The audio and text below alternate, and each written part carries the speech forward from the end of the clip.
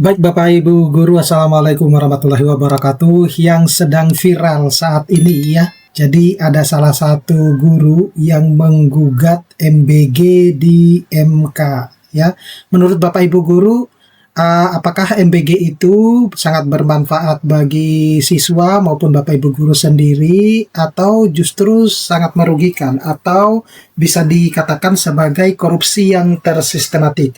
Nah, coba silakan Bapak Ibu Guru berkomentar di YouTube ini, memberikan responnya, apakah MBG itu perlu dilanjutkan atau bagaimana, mengingat anggaran yang cukup besar ya, hampir setengah atau bahkan lebih dari setengah dari anggaran pendidikan itu dialokasikan untuk makan bergizi gratis. Nah, menurut Bapak Ibu Guru, kira-kira seperti apa ke depannya? Apakah MBG ini perlu harus dilanjutkan, atau mending anggaran untuk MBG itu dijadikan untuk menambah atau meningkatkan kesejahteraan Bapak Ibu Guru?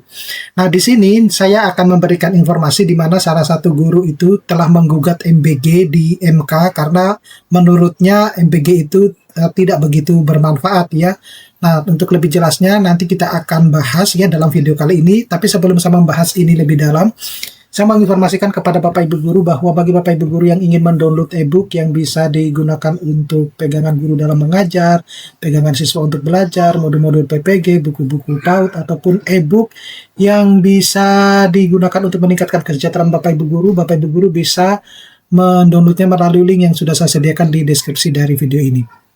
Nah, jadi ini Bapak Ibu Guru salah satu gambaran ya, seorang guru yang menggugat ya program MBG itu di MK beberapa hari yang lalu, dan banyak yang mengapresiasi seorang guru tersebut karena mengingat ya, nanti juga ada responnya anggota DPR ya terkait dengan MBG ini terkait juga dengan gugatan dari seorang guru tersebut, mengingat bahwa banyak ketidakmanfaatannya MBG tersebut ya. Apalagi sekarang sudah viral juga salah satu pemilik dapur MBG itu joget-joget ya pada saat mempersiapkan MBG. Coba kita baca Bapak Ibu Guru ya di sini. Jadi anggaran pendidikan terpotong oleh MBG ya, Bapak Ibu Guru juga sudah tahu bahwa sekitar 300 lebih triliun itu anggaran pendidikan itu dialokasikan untuk MBG.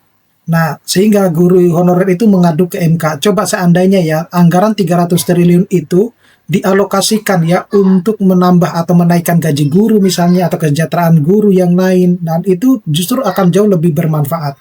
Karena banyak yang beranggapan bahwa MBG itu sebaiknya yang mengetahui gizi anak itu adalah orang tuanya, bukan justru diserahkan ke dapur orang lain seperti itu. Coba kita baca di sini Bapak Ibu Guru ya.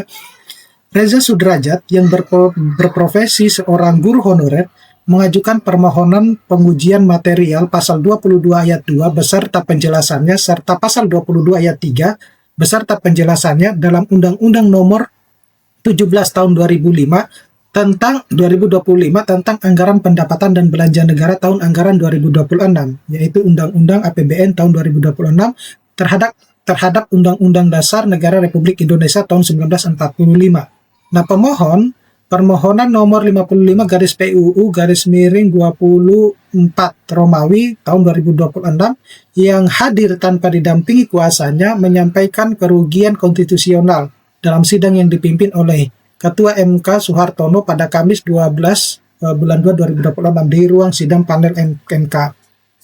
Reza mengatakan kerugian konstitusional yang dialami bukan sekedar perasaan, tetapi kerugian konstitusional yang nyata. Pasal 31 ayat 4 Undang-Undang Dasar 1945 mewajibkan negara memprioritaskan anggaran dasar pendidikan 20%. Namun dalam Undang-Undang APBN 2026 ini, saya hak untuk mendapatkan kesejahteraan yang layak dan hak siswa untuk mendapatkan fasilitas pendidikan telah dikabulkan oleh munculnya pos anggaran yang tidak seharusnya. Nah, Reza menegaskan pemohon tidak anti kepada pemberian gizi atau nutrisi bagi masyarakat. Pemohon sangat mendukung program tersebut, tetapi yang disoroti adalah ketika masuk ke dalam pos yang bukan seharusnya, yaitu pos pendidikan. Reza mempermasalahkan adanya alokasi dana program makan bergizi gratis yang memakan anggaran pendidikan sebesar 268 triliun dari total anggaran sebesar 769 triliun. Menurutnya hal ini berakibat adanya ketidaksesuaian dalam anggaran pendidikan sebesar 20% dari APBN. Jika dana makanan ini dikeluarkan, maka angka anggaran pendidikan murni hanya 11,9% dari total 20%, jauh di bawah mandat konstitusi. Ya. Selanjutnya, merujuk pada Undang-Undang Nomor 12 Tahun 2011, sebagian penjelasan berfungsi untuk memperjelas norma yang terdapat dalam batang tubuh undang-undang, bukan untuk menciptakan norma baru maupun memperluas makna secara sewenang-wenang. Nah, secara sosiologis dan yuridis, pendanaan operasional pendidikan semestinya diprioritaskan untuk pemenuhan hak-hak dasar pendidik, termasuk pembayaran gaji dan tunjangan, serta penyediaan sarana dan prasarana pendidikan. Namun, pada pasal 22 beserta penjelasan Undang-Undang Nomor 17 Tahun 2025, muncul secara tiba-tiba program MBG yang dimasukkan ke dalam pos pendanaan tersebut, sehingga dinilai tidak sejalan dengan fungsi penjelasan undang-undang dan berpotensi menggeser prioritas pembiayaan pendidikan. Pemohon juga mengendalikan apabila komponen anggaran program MBG dikeluarkan dari perhitungan anggaran pendidikan, maka persentase anggaran pendidikan murni dinilai tidak lagi mencapai 20%, sebagaimana pada mandat pasal 31 ayat 4 Undang-Undang Dasar 1945. Selain itu, pemohon berpendapat bahwa penjelasan pasal 22 ayat 3 Undang-Undang APBN tahun 2026 dinilai memperluas makna norma dengan memasukkan program MBG ke dalam pendanaan operasional pendidikan. Padahal, menurut pemohon, program tersebut itu lebih berkaitan dengan fungsi perlindungan sosial. Dampak dari perluasan makna dari norma ini terlihat nyata di lapangan. Fungsi asli anggaran pendidikan untuk pemeliharaan sarana belum terpenuhi.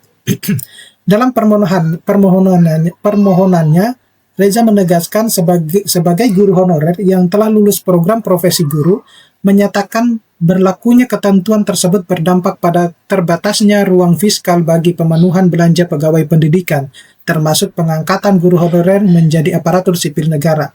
Menurut pemohon, kondisi tersebut menimbulkan kerugian konstitusional berupa berkurangnya kapasitas hukum dan kesempatan memperoleh perlakuan yang adil dalam hubungan kerja sebagaimana dijamin pada pasal 28D ayat 2 Undang-Undang 1945.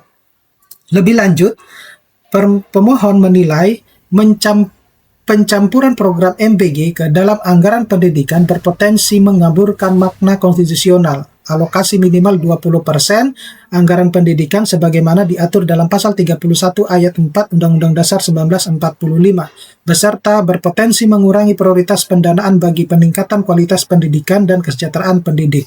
Oleh karena itu, pemohon meminta Mahkamah Konstitusi untuk menguji konstitusitas ketentuan pasal 22 ayat 2A dan ayat 3 beserta penjelasannya dalam Undang-Undang APBN tahun anggaran 2026.